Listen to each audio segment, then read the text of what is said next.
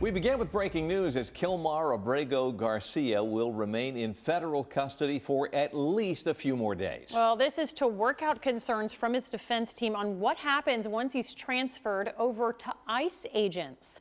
Fox 17 News' Chris Knowles joining us live from the federal courthouse downtown, where the hearing on this issue just wrapped up. Chris? Good evening, Megan, Scott. Yeah, I'm outside of that courthouse, and Kilmar Abrego Garcia came into the courtroom around 1:50, and he was wearing his red jumpsuit. He was in that.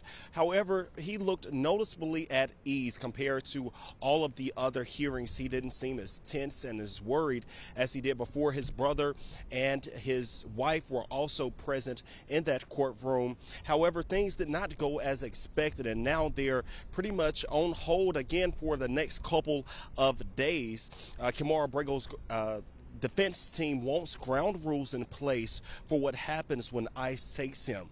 Attorneys are asking for him to be housed nearby as the case continues. They are also worried ICE could once deport him again. A judge ruled previously Abrego Garcia's would await federal smuggling charges outside of federal custody.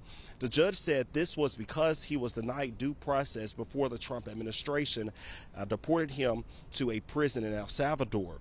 He was brought back into Nashville earlier this month to face those smuggling charges. The judge also laid out a list of conditions if he were to be released from ICE custody once he is released from federal custody, and those restrictions include travel and location restrictions. And she also said that he would be in the custody of his brother, and he would have to wear a location monitoring device, and that's again only if he is released then from ICE. And that's the update that we have so far. Megan, Scott, reporting live downtown Nashville. I'm Chris Knowles, Fox 17 News, your Code Red station. Chris, thank you. Continuing our breaking news coverage now, dozens of Abrego Garcia supporters gathered outside the federal courthouse downtown today during the hearing and before. They carried signs like the ones you're looking at. Some had his picture, others calling for his release. They say he has done nothing wrong. Continuing coverage as Abrego Garcia first gained national attention in March when the White House said ICE accidentally deported him to the El Salvador mega prison. ICE maintains he's a member of MS-13, but the White House said his deportation on March 15th was an administrative error since he was granted protected status here in the U.S. Well, a lower court then soon ordered the Trump administration to return Abrego Garcia to the U.S. The ruling was challenged but later upheld by the U.S. Supreme Court. This was before he was brought back to face federal smuggling charges. And those trafficking charges against Abrego Garcia here in Tennessee stem from a 2022 THP traffic stop in Putnam County. Nothing illegal? Nothing, sir. No drugs or anything?